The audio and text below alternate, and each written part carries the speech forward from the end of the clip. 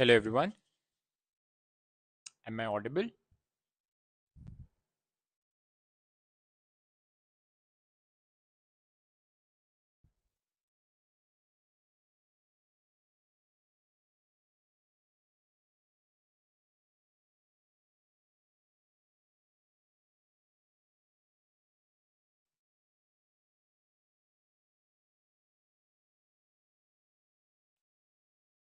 Hello everyone. Am I audible?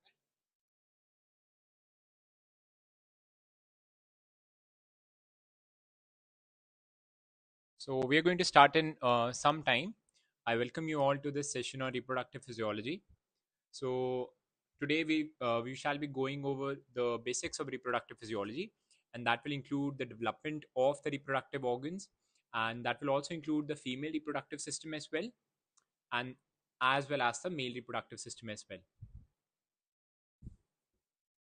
So I'm just waiting for some people to join in, and we will start at about 10:03.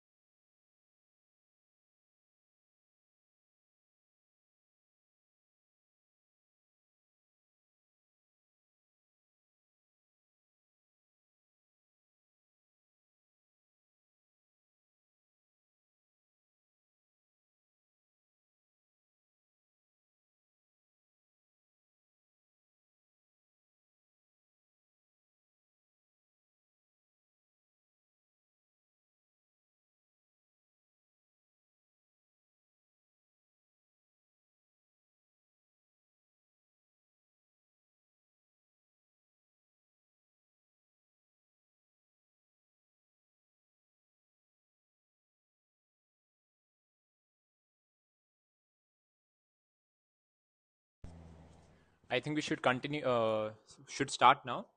I welcome you all to this session, and we're going to start now, right? So today we'll be discussing over reproductive physiology, and let me just give you out a lesson layout for today. So first, we're going to discuss about the development of the female genital tract, and later on, we're going to discuss something about the female reproductive system as well as the endocrinology that is associated with the female reproductive system. And then we move on to the male reproductive system, as well as we'll be discussing some special topics like parturition and your that is lactation. Some of these topics are given in female reproductive system, so we'll be going over that as well if time permits. So today we're going might be able to discuss some disorders of sexual development as well, because there is some section, there is some portion that is given in Gnong regarding aneuploidy. So we're going to discuss that as well if time permits. Okay, so let me just start right now. So the development of the female genital tract, right? So we should first know that जो female genital tract है, or in fact the male genital tract, how is it developed? So first we have the gonads, right? We have the undifferentiated gonads, which are developing from the intermediate mesoderm, right? So the intermediate mesoderm gives rise to these gonads, and these gonads are basically bipotential till the 5th week of gestation. Okay? Uske baad, what's going to happen is at 6 to 7 weeks of gestation, if it's a male, when I say it's a male, it's a genetic sex that I'm talking about.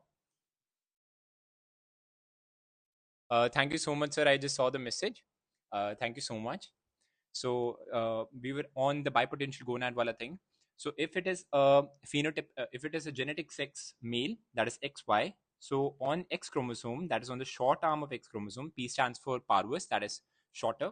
So Y chromosome ke shorter arm pe, there is a gene which is known as SRY. What does SRY stand for? It is sex determining region on Y chromosome. So when this gene is present on the SRY, on the YP, that is the short arm of the Y chromosome, what's going to happen is we're going to develop the bipotential gonad to a testis. And whenever that Y chromosome is not there, we're going to automatically develop the ovaries. So जो हमारा basic blueprint है, that is for every bipotential gonad is to develop into the ovaries. The thing that is preventing that from happening is the presence of the Y chromosome in case of a genetic sex male. So this is going to happen. So SRY, now what is it going to do? SRY is going to stimulate this receptor known as SOX9. There's a transcription factor, SOX9, and that is going to stimulate another transcription factor, that is steroidogenesis factor 1, SF1, right? And what is that going to do? That's going to lead to differentiation of the Leydig cells and the Sertoli cells. Now, where do they come into play? We're going to discuss their embryology very shortly. But just remember, SRY, SOX9 are basic transcription factors along with steroidogenesis factor 1, which plays a role in the development of the male internal genitalia. On the other hand, whenever the SRY is not there, so SOX9 is not represented, SOX9 usually inhibits this transcription factor known as WNT4, that stands for Wingless INT1-4. So this WNT4 is stimulated, right? So WNT4 gets stimulated and DAX1 gets stimulated. And ultimately, you have development of the ovary. Okay? So just remember the transcription factors, SOX9 and SF1 here, and WNT4 and DAX1 here, right? And as we all know, the Wolffian duct develops into the male internal genitalia, and the Mullerian duct gives rise to the female internal genitalia. So let's move forwards. So this is a cross-sectional view, right? We are taking a cross-sectional view of the body. That's a transverse section. And what do we see in the transverse section? We see this dorsal mesentery, right? So there is a dorsal mesentery. And what is this? This is the portion of the urogenital ridge in which two things are going to develop. One is the kidney and then is the gonads. So you have the coelomic epithelium over it. And what happens is this coelomic epithelium, it invaginates, right? It invaginates into the underlying mesenchyme that is developing, right? So what is next is going to happen? So these invaginations are going to lead to formation of these primitive sex cords. Okay? So primitive sex cords ban rahi hain. Ab what is going to happen is whether you are a male or a female, these primitive sex cords are either going to proliferate and become something else, or they're going to degenerate. Let's see. In case of a male, these primitive sex cords are going to proliferate और वो और mesenchyme को अंदर की तरफ और penetrate करेंगी into the medulla, and वो क्या बनाएंगा? They're going to form the medullary cords. So where do you see the medullary cords? In case of males. Okay? What about the females? Females में these medullary cords are going to degenerate. But in place of that, we're going to have the development of these cortical sex cords. Okay? तो males के case में it is medullary sex cords. Okay? And females के case में, because the primary primitive sex cords have degenerated, cortical cords will develop. Okay? So what next? Now we have two types of cells in case of a male reproductive system. We have Sertoli cells and we have the Leydig cells. And obviously you have the seminiferous tubules. Okay? So ये जो cords हैं, जो हम medullary cords की बात करें, these cords are going to develop the seminiferous tubules. Okay? और ये जो seminiferous tubules हैं, until about puberty जो है, these seminiferous tubules solid होते हैं. And as soon as puberty achieves and we have development of gonadotropins, ये जो seminiferous tubules है, they're going to become tubular now, okay? And they're going to participate in the formation of the sperms at puberty. What about the Sertoli cells and where are they derived from? The Sertoli cells are derived from the coelomic epithelium, ठीक है? वो जो भी हमने बात की coelomic epithelium, and the Leydig cells are derived from the mesenchyme that was surrounding the coelomic epithelium. As we saw, there is some mesenchyme here and the coelomic epithelium is invaginating. तो जो coelomic epithelium invaginate कर रही है, जो cords बना रहे हैं वो seminiferous tubules हैं.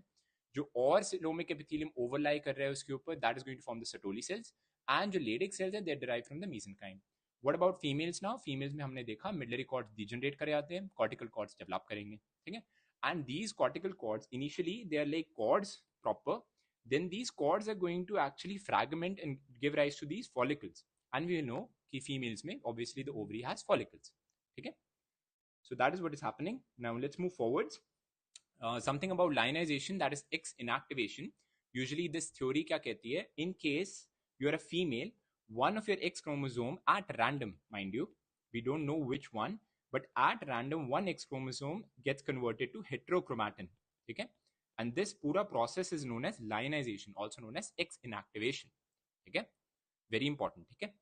तो this lionization या X inactivation का proof in our body is in the form of these bar bodies and drumsticks.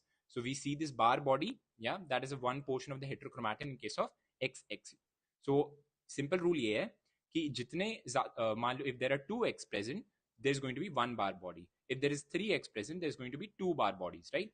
So XX, that's a genetic female के case में it's one bar body. If it is X0, so you can't afford to actually कि वही जो आपका X chromosome जो आपका बचा है, you cannot convert that into heterochromatin, ठीक है. तो X0 के case में you don't have any extra X chromosome, so that is not going to develop into any bar body. In fact, triple X में that is a super female, you're going to have two bar bodies. In case of XXY, that is it's a male, it's Klinefelter syndrome. XXY, उस case में there's going to be a single bar body just like a genetic sex female. And in case of XY, obviously that's a genetic male. उस case में you're not going to have any bar body. One more thing that can be seen in case of polymorphonuclear leukocytes, that is PMNL, जिसे हम neutrophils कहते हैं. Neutrophils के पास sometimes about 1 to 15% of neutrophils. It's a very variable amount of count. So 1 to 15% neutrophils में क्या होता है? One of these special neutrophils are going to develop something known as a drumstick. ठीक है? ये drumstick कुछ नहीं है. It's just a nuclear appendage. ठीक है? And it's a part of your heterochromatin. ठीक है? So let's move forward. As we saw, अब हम properly develop करेंगे कि male genital tract कैसे बना है, female genital tract कैसे बना. तो male genital tract में just remember there are Sertoli cells and there are Leydig cells. अभी हमने देखा Sertoli cells are developed from where and the Leydig cells are developed from the mesenchyme. We saw it. Sertoli cells, they secrete a very important substance known as MIH. Okay, it is gone by different names. Either you can call it as Mullerian inhibiting hormone, or it could be anti-Mullerian hormone. Sometimes you also refer it to as your Mullerian regression factor, MRF, as well. There are different names for it, but the thing is, it's MIH for proper Mullerian inhibiting hormone. Matlab, this thing is going to inhibit the formation of the Mullerian duct. As we saw, we have two types of ducts, Mullerian and we have the Wolffian ducts. So we know the Wolffian duct is going to be formed the male internal genitalia, and the Mullerian duct is going to form the female internal genitalia. So in case of a male, Sertoli cells are going to release the substance known as MIH and prevent the formation of this Mullerian duct. And uske kya banenge? They're going to be remnants of that Mullerian duct. And what are they? There are two. That is the appendix of the testes, that is the hydrated of Morgagni, as well as the prostatic utricle. Okay? What about what next? अभी हमने सिर्फ ये discuss किया how the Mullerian duct is not forming and its appendages. वो हमने देख लिया. But what about the development of the internal genitalia of a male? ठीक है? It's not just MIH अगर secrete होगा तो internal genitalia अपने आप बनेगा. Then only the Leydig cells come into play and they're going to release testosterone. ठीक है? One important MCQ is what is the first stimulus for testosterone synthesis? It's a very simple MCQ. उस case में the answer is always beta HCG. ठीक है? Beta HCG is the first trigger for your synthesis of your testosterone. So testosterone क्या कराएगा? Testosterone by itself is going to develop the Wolffian duct. And what are the different portions that develop from the Wolffian duct? There's a very important mnemonic, simple mnemonic, and that is seed, that is seminal vesicle, epididymis, ejaculatory duct, and the vas deferens. So ये seed बनाएगा structures that are the Wolffian duct के derivatives. And what else? Testosterone along with your FSH is going to play a very important role in case of spermatogenesis, which we'll see further. And what else? Testosterone by this enzyme known as 5-alpha reductase gets converted to dihydrotestosterone, that is DHT, which is much more potent than testosterone. And what does DHT do in case of male genital tract development? It mainly leads to development of the male external genitalia. Okay? Every bit of these hormones are very important because we have something known as 5-alpha reductase congenital deficiency, especially the type 2 one. And in this case, we're going to see what will happen. Okay? So this is what is developing. what about in case of female genital tract? Obviously, female genital tract में there is no such thing as known as a Sertoli cell. So there is no Mullerian inhibiting hormone. So what you're going to have development of the Mullerian duct. So the Mullerian duct is going to give rise to your female internal genital organs. Done.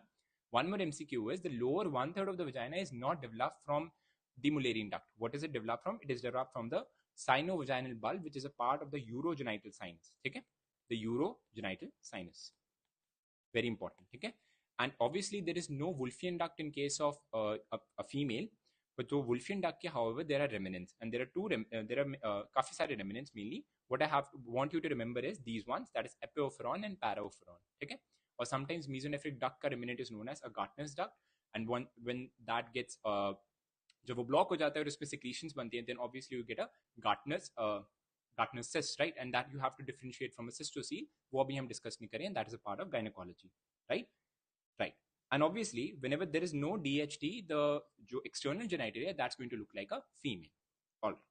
So this is the development as we saw how kaise banega in case of a male and in case of a female. So we saw that कि अगर MIS है, malaria inhibiting substance है, then there is no development of female genital internal genitalia. In case of testosterone, if present, we're going to have male internal genitalia formation. If we have DHT, we're going to have male external genitalia formation. And sometimes just remember, testosterone also plays a role on the developing brain as well.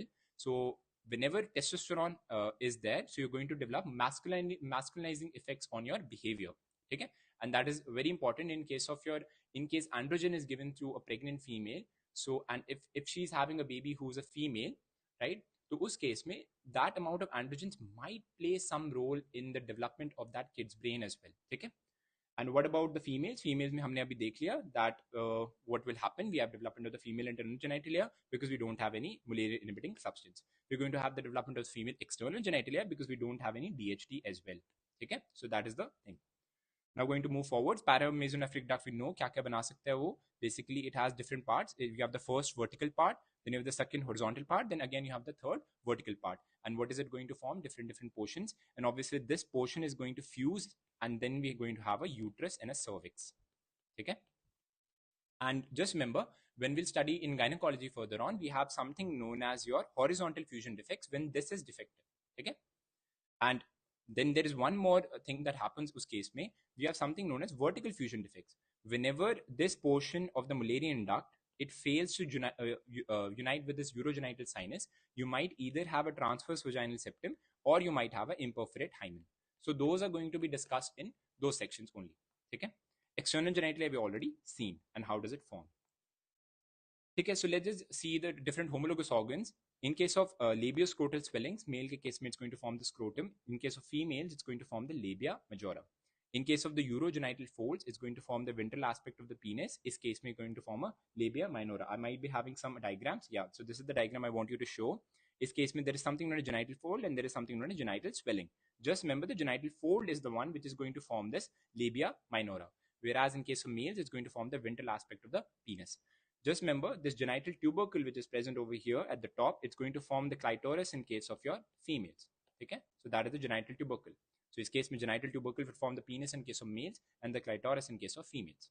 What about the urogenital sinus? We know that already. Is case में, in case of a male, it's going to form the bladder, the urethra, prostate, the prostatic utricle, and the bulbourethral glands. In case of this one, I want you to remember that the lower 1/3 part of the vagina is formed by the urogenital sinus. What about the Mullerian duct per se? Is case में it's going to degenerate and it's going to form some remnants, that is the appendix of the testis and the prostatic utricle. Appendix of the testis is also known as hydrated of Morgagni. In case of Mullerian duct here, it's going to form the uterus, the cervix, the fallopian tubes, as well as the vagina. In case of the Wolffian duct over here, it's going to form the seed structures that we saw previously, or this case it's going to degenerate. So just remember, you have something known as your kiss peptin neurons. Okay, so these neurons, kiss peptin neurons, they're present even hierarchically speaking, even above the hypothalamus as well. So hypothalamus se we know that there is something known as the arcuate nucleus, जो कि क्या release कराता है? GnRH release कराता है, especially at puberty. Okay, and that is when all things are going to commence. So at puberty. So there is something known as कि GnRH को कौन stimulate करता है in the first place? That is your kiss peptin neurons. Okay, at the time of puberty, it's going to release pulsatile secretion of your GnRH. And what about the GnRH? So GnRH is going to work on the pituitary gland, and we saw the pituitary gland is going to work on the pituitary gland, and we saw the pituitary gland के different cells. उसमें we were talking about the basophils, और उसमें हमारे कौन से आए थे? We were talking about FSH and LH secreting cells. So you're going to have LH or you're going to have FSH, and they're going to exert their different actions, right? So in case of females, we're going to have 3 cycles जो हम एक करके पढ़ेंगे sequentially. We can have either the endocrinal cycle जो we are going through. We're going to study the ovarian cycle and we're going to study the uterine cycle. So let's do that. So this is what I was talking about. You have something known as the arcuate nucleus over here. Okay, can you see that? This is the arcuate nucleus. So it's present in the middle portion of the hypothalamus. If you divide the hypothalamus into 3 portions, so this is the arcuate nucleus. What is it going to release? It's going to release your GnRH. Okay, hypothalamus से GnRH release होएगा. That's going to work on the pituitary, right? So this is what is happening. All right. So can you we have one condition known as Kallmann syndrome. Okay, this Kallmann syndrome में what's going to happen is you're not going to have the development of the arcuate nucleus. Okay, so usually this Kallmann syndrome is actually present more in case of males as compared to females. But whatever be the case, you're not going to have development of any arcuate nucleus. This case means there is no GnRH. So you're going to suffer from something known as hypogonadotrophic hypogonadism in case of Kallmann syndrome. And just remember, one more part of Kallmann syndrome is your anosmia. So whenever you see anosmia plus hypogonadotrophic hypogonadism, you know what is the answer. That is Kallmann syndrome. Okay. So now we should just see one more fact, that is GnRH को कौन increase कर सकता है and decrease कर सकता है, and these are very important. These are going to have very good very significant ramifications on our clinical aspect as well. So GnRH को कौन increase कर सकते हैं, we need to know that. Obviously we saw Peptin neurons working on top of it. Don't forget leptin. Okay, so leptin is a adipokine which is released from the adipocytes. मतलब it's a hormone which is getting released from the adipocytes, and this hormone only gets released when you have sufficient amount of adipocytes. So whenever you're going to have a decrease in your body fat. Okay, मान लो body fat is very low, either the cycles will not occur in the first place, or if they're going to occur, they're going to occur at a very irregular rate as well. So this is important in case of athletes, right? Or in case of ballet dancers, or in case of models as well, who are basically going on a zero diet or something like that. Those case mein adipocytes are not there, leptin is not there, and hence you're going to have some form of any menstrual abnormalities in those females. So leptin, kisspeptin, as well as your norepinephrine is also one important upregulator of GnRH. What about on the other side? We're going to have stress there. So whenever you're going to have increase in stress, your corticotropin releasing hormone is going to increase, and that's going to stimulate your opioids. Okay, and these opioids are potent inhibitors of your GnRH. Okay, so that is your stress associated amenorrhea that we see in the clinics. So stress is important. You're going to have opioids that we saw. Then you have dopamine, serotonin, and GABA. All of these are your inhibitory stimulus on your GnRH. Okay, so as we saw, opioids, they can be produced either by stress or through exercise, and uske associated you might have amenorrhea developing. So you're going to have hypothalamic amenorrhea in those patients. Okay, and as we saw in our previous session on endocrine physiology, we were talking about the ultra short feedback loop and the short feedback loop as well as the long feedback loop. In this case, what's going to happen? Hypothalamus secretes GnRH. If GnRH works on itself, on the arcuate nucleus itself, and prevents its own secretion, that is your ultra short loop. In case of GnRH, if it works on the anterior pituitary and this releases these gonadotropins, which are FSH and LH, if they work on themselves or on the hypothalamus, then that's a short feedback loop. In case they release their own endocrinal substances, that is from the respective endocrine glands, that is estrogen and progesterone, and if that works on the hypothalamus to reduce the secretion of this GnRH, then that is known as a long feedback loop. Okay, we know that. One more thing is, जो GnRH का जो center है that we are seeing, it actually consists of 3 portions. You're going to have one, the main thing जो अभी मेरे को आपको बताना है, that is mainly your this one, that is your pulsatile center. Okay, just remember one MCQ that is often coming. Whenever higher frequency पे अगर fire करेगा GnRH, you're going to have upregulation of LH. Okay, and whenever lower GnRH pulse frequencies पे वो fire करेगा, you're going to have upregulation of your FSH. Okay, a very important thing. So, okay. So as we saw, how does GnRH work then? So just in MCQ, it's going to work via, as we saw, via the C mechanism, that is IP3 and DAG wala portion that we saw previously. Phospholipase C activate hota hai, and then IP3 and DAG bante hain via the calcium pathway. So uske through it's going to work. So GnRH is still linked there. Okay. So just as an MCQ, I'm going to tell you that. Okay. So now we're going to work ourselves onto menstruation now. Okay. So just some facts about menstruation. So menarche का जो normal median age है, that is 13 years, and it's more related to your bone age, as we know. So these are the actual ranges that we talk about, that is 21 से लेके 35 days. Anything which is occurring outside of these normal ranges is considered as abnormal. So 21 to 35 days. Menopause का जो mean duration है in India, it's 47 years, and 45 to 55, 45 to 50 we take it as the range. Duration in case of menses is 4 to 5 days usually, and the amount of blood loss is obviously it's 20 to 80 ml. Actually, it's 5 to 80 ml, with the average being 35 ml.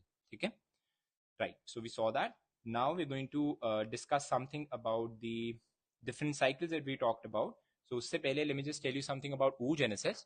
So oogenesis का मतलब ये है that अभी हमने discuss किया about the cortical sex cords and how they're going to form the oocytes and the follicular cells and everything like that. अभी हमने development में अभी देखा. So these oogonia और जो हमारे oogenesis है, how does it happen? At 20 weeks period of gestation, that is 5 months of intrauterine life, you're going to have the maximum amount of oogonia which are present, that is 6 to 7 million. Okay, 6 to 7 million. At birth, this number reduces down to 1 to million primary oocytes. Okay, it's going to reduce to 1 to million primary oocytes. Okay, and these primary oocytes, see, where are they arrested in? They're arrested in the diplotin stage of prophase 1. So meiosis 1 की एक stage है prophase 1 के diplotin stage में they are arrested right now. And when will they relieved? At the time of puberty, whenever you have LH peak. Okay, we're going to see that. So at birth, it's 1 to 2 million primary oocyte. At puberty, it is 4 lakh to 5 lakh. Okay, and during your entire reproductive period, the amount of follicles which are released are 400 follicles. Okay, just remember, अभी हमने urogenital fold की बात की थी, and we were discussing about the gonadal ridge, right?